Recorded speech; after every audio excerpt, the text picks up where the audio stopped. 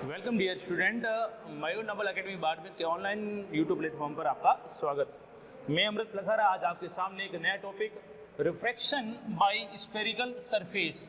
अब इस टॉपिक के अंदर यहाँ कहीं भी नहीं लिखा हुआ है कि आपको यहाँ पर मिरर कौन सा लेना है, कॉनकेव लेना है या कॉन्वेक्स लेना है। बस इतना सा कहा गया है कि एक रिफ्रैक्शन होगा और सरफेस कैसी अपने पास, स्फेरिकल सरफेस अपने पास है।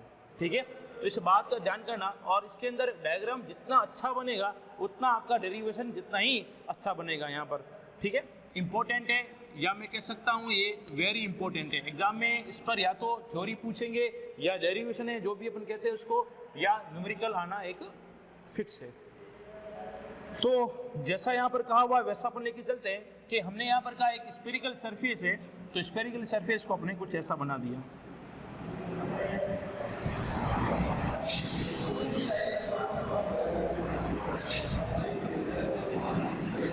ये स्फेरिकल सरफेस, ये अपने पास प्रिंसिपल एक्सिस अपने पास। अब हम यहाँ पर कह रहे हैं कि रिफ्रैक्शन होगा। रिफ्रैक्शन के लिए हमें चाहिए दो मीडियम, तो दो मीडियम बनाते हैं यहाँ पर अपन।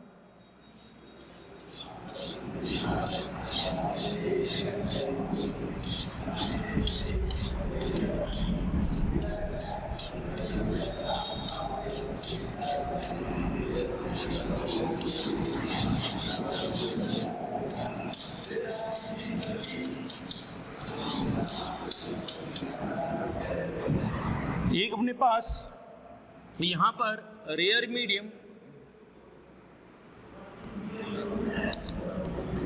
जो कि आपका मीडियम 1 हो जाएगा और इसका रिफ्रैक्टिव इंडेक्स है μ1। इस साइड अपने पास डेंसर मीडियम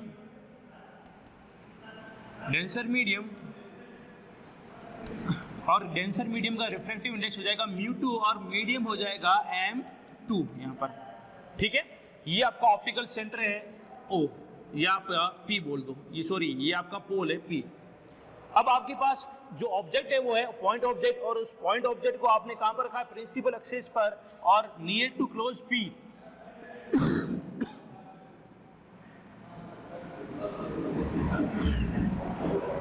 ये आपका पॉइंट ऑब्जेक्ट है। अब एक लाइट रे ऑब्जेक्ट से चली, इस सरफेस के ऊपर इंसिडेंट हुई। अब इंसिडेंट होने के बाद इस लाइट रे का क्या होगा, रिफ्रैक्शन होगा। इंसिडेंट होने के बाद इस लाइट रे का क्या होगा, रिफ्रैक्शन होगा। रिफ्रैक्शन के लिए हमें यहाँ पर चाहिए एक नॉर्मल, तो हम सबसे पहले यहाँ पर बनाएंगे नॉर्मल।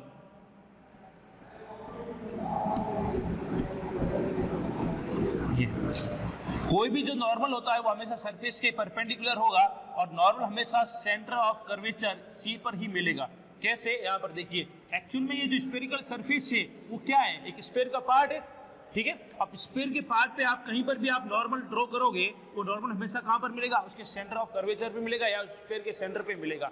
या मैं कह सकता हूँ किसी भी स्फेयर के सेंटर से इस सरफेस पर खींचा गया नॉर्मल जो होगा वो हमेशा इस प्रकार ही बनेगा। ठीक है, अब हमारे पास ये जो लाइट रे हैं ये रेयर मीडियम से कहाँ जा रही है, डेंसर मीडियम से। जब भी लाइट रे रेयर मीडियम से डेंसर मीडियम में जाती है तो हल्की सी क्या हो जाएगी, टूवर्ड्स टू नॉर्मल हो जाएगी। हल्की सी क्या हो जाएगी, टूवर्ड्स टू नॉर्मल हो जाएगी। अपने पास लाइट रे जानी चाहिए थी सीधी, लेकिन डेंसर मीडियम आ गया, डेंसर ने क्या किया, उसको अपनी ओर खींच लिया। तो ये अपने पास, तो ये अपने पास है रिफ्रैक्टेड रे। अब एक लाइट रे जो है वो ऑब्जेक्ट से चली और प्रिंसिपल एक्सिस के अलोंग ही चली और सीधी पास हो गई। अब ये जो दो रे अपने पास है, ये दोनों ही कैसी रे, रिफ्रैक्टेड रे। और इन रिफ्रैक्टेड रे का कहीं पर आगे फ्यूचर नहीं है, मतलब आगे कहीं पर नहीं मिलेगी। जब कहीं नहीं मिलेगी तो हम क्या करेंगे, इनको पीछे की ओर मिलाएंगे। तो पीछे की ओर जहां पर ये प्रिंसिपल एक्सिस को कट करेगी वहां पर क्या बनेगी, इमेज बनेगी।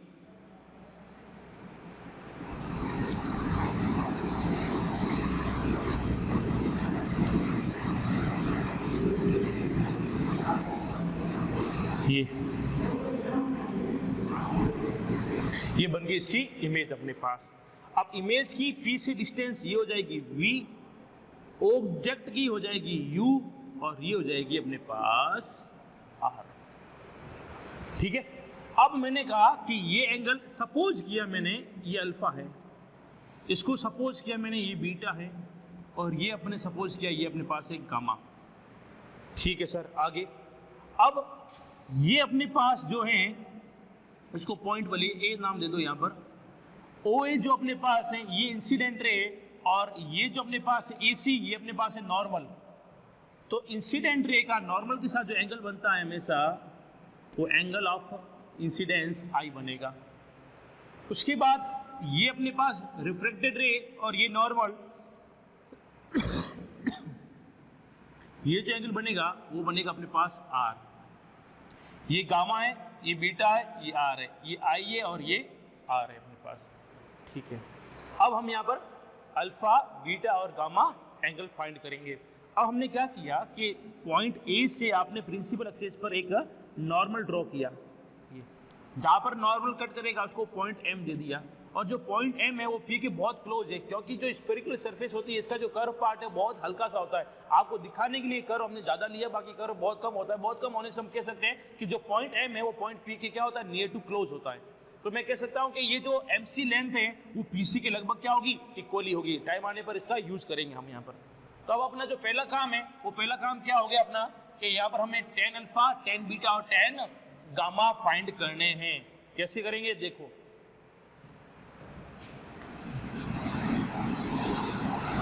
यहाँ पर तो सबसे पहले हम टेन अल्फा फाइंड करेंगे। तो टेन अल्फा फाइंड करने के लिए हमें एक राइट एंगल चाहिएगा। राइट एंगल यहाँ से हमें मिल जाएगा A I P, sorry A I M. In right angle A I P, A I और एम,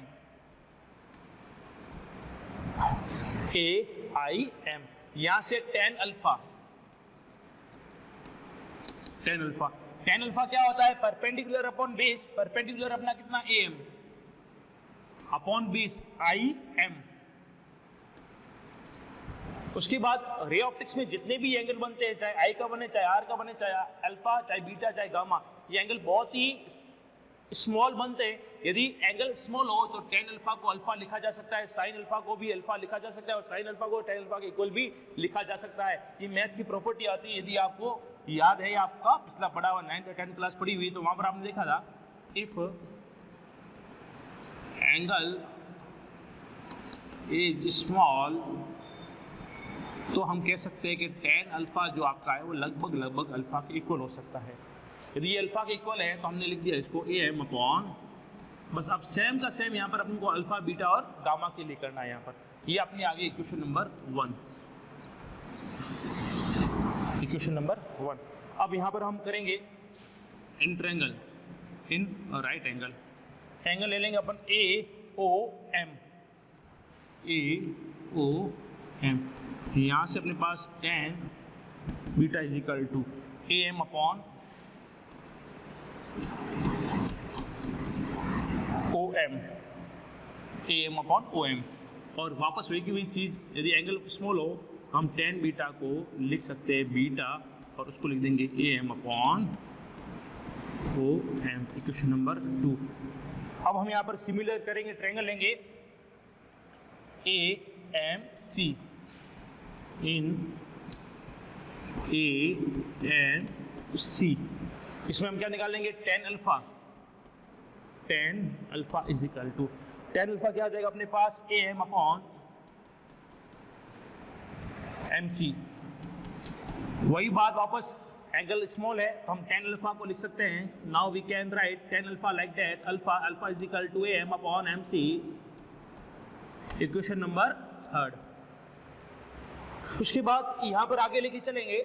9th क्लास के अंदर हमने एक थ्योरम पढ़ी थी मैथ के अंदर, यदि आपके पास लाइक दैट अ ट्रायंगल, और ये इस ट्रायंगल का एक्सटर्नल एंगल है, मान लीजिए ये अल्फा है, या मैं कहूँ कि ये अपने पास ए है, और इंटरनल एंगल अपने पास है बी और सी, तो इस ट्रायंगल का जो एक्सटर्नल एंगल होगा ए, वो इज इक्वल टू होगा addition of internal angle B और सी के। वापस एक बात कह रहा हूँ यहाँ पर मैं, कि जो इसका एक्सटर्नल एंगल होगा ए, वो इसके इंटरनल एंगल के एडिशन के इक्वल होगा। अब ये एंगल जो है वो इस लाइन पर होना चाहिए और कहीं नहीं होना चाहिए। या अपन यहाँ पर एंगल लेते हो तो यहाँ पर ये एंगल अपने पास मान लीजिए एक्स है, और ये एंगल अपने पास ए है, तो ए इज इक्वल टू हो जाएगा अपने पास एक्स प्लस सी। ठीक है। अब हर एक चीज़ आपकी 9th क्लास की यहाँ पर स्टार्ट नहीं कर सकते, तो थोड़ा सा ध्यान करना। हिंट मैंने आपको दे दिया, बाकी बुक्स में कहीं नहीं लिखा होता इतना। तो अपने पास अब मैं ट्रायंगल लूंगा यहाँ से AOC।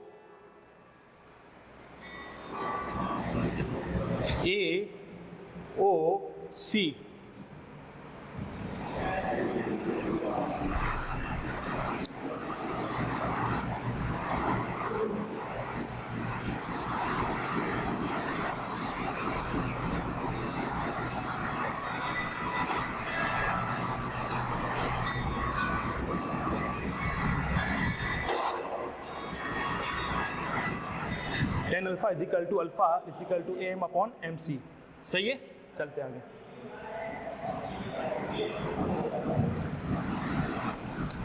इन ट्रायंगल, अब ट्रायंगल कौन सा है?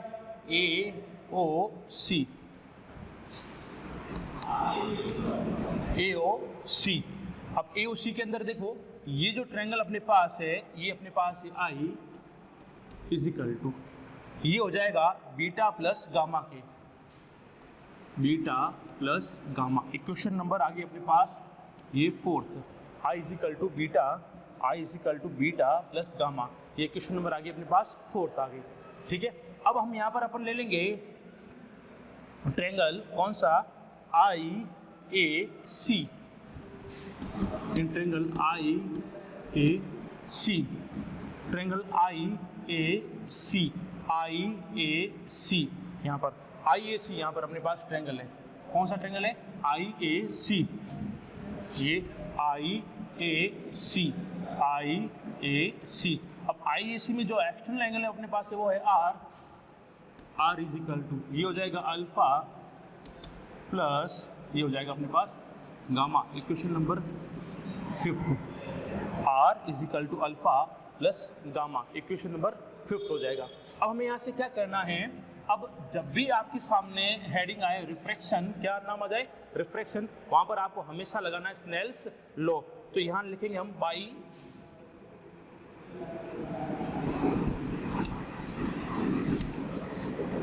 Snell's law. स्नेल्स लॉ क्या होता है? Sine I upon sine R is equal to refractive index. Light ray कहाँ से आ रही है? मीडियम 1 से आ रही है, और कहाँ जा रही है? मीडियम 2 में। तो इसको लिख दिया 1, 2 लिख दिया। अब हमने 1 μ2 को स्नेल्स लॉ में क्या देखा था? यदि आपको नहीं देखा हुआ है तो पिछली वीडियो में जाकर देखना। 1 μ2 को हमने लिखा था यहाँ पर μ2 अपॉन μ1, μ2 अपॉन μ1, और यहाँ से आ जाएगा अपने पास sine I upon sine R। Cross multiply किया तो μ1 sine I is equal to μ2 sine R। वापस वही, if I and R are small, तो मैं μ1 I इजिकल टू μ2 R लिख सकता हूँ। साइन I को मैं I लिख सकता हूँ, R को मैं R लिख सकता हूँ। अब I और R की वैल्यू है वो इक्वेशन 4 और 5 से पुट करने पर, है ना। ये इक्वेशन आ जाएगा अपने पास 6। तो यहाँ से मैं लिख सकता हूँ by equation 4, 5th and 6th। ठीक है,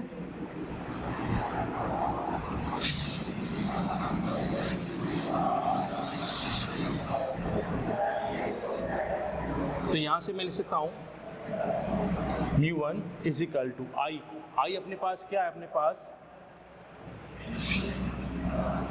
beta plus gamma is equal to μ2 is equal to अपने पास क्या है? R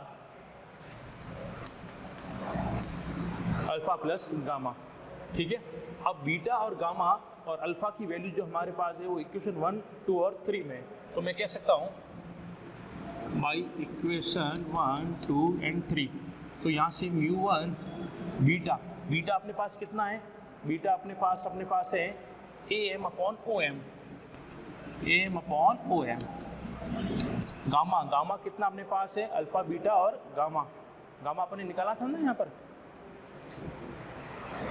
AMC। अच्छा, ये गामा था एंगल ना, थोड़ा सा इसको सही करना, ये गामा था, तो गामा अपने पास कितना है, एम अपॉन एम सी, ठीक है, एम अपॉन एम सी। तो अल्फ़ा अपने पास है, बीटा ये है ना, अल्फ़ा अपने पास, सॉरी बीटा तो लिखा है यहाँ पर, बीटा अपने पास कितना है, एक बार आई अल्फ़ा, ठीक है, बीटा अपने पास कितना है, M upon O M. Equation क्या थोड़ी सी बड़ी है ना, इसलिए थोड़ा सा हो जाता है, ये आ जाएगा म्यू टू, हाँ, एम अपॉन ओ एम आ गया, ठीक है। अल्फ़ा, अल्फ़ा अपने पास कितना है, M upon I M plus gamma अपने पास है एम अपॉन एम सी, ये अपने पास आ गया, ठीक है। अब एम यहाँ से कॉमन आकर कट आउट हो जाएगा, तो और म्यू वन का अंदर मल्टीप्लाई किया तो M mu one upon O M plus mu one upon M C is equal to A M mu two upon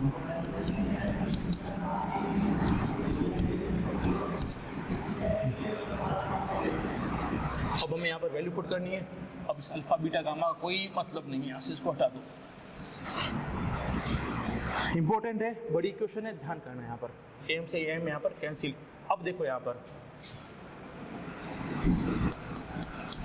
point M is close to point P, ये जो एम पॉइंट है वो P के बहुत close है, तो मैं यहाँ पर क्या लिख सकता हूँ, ओ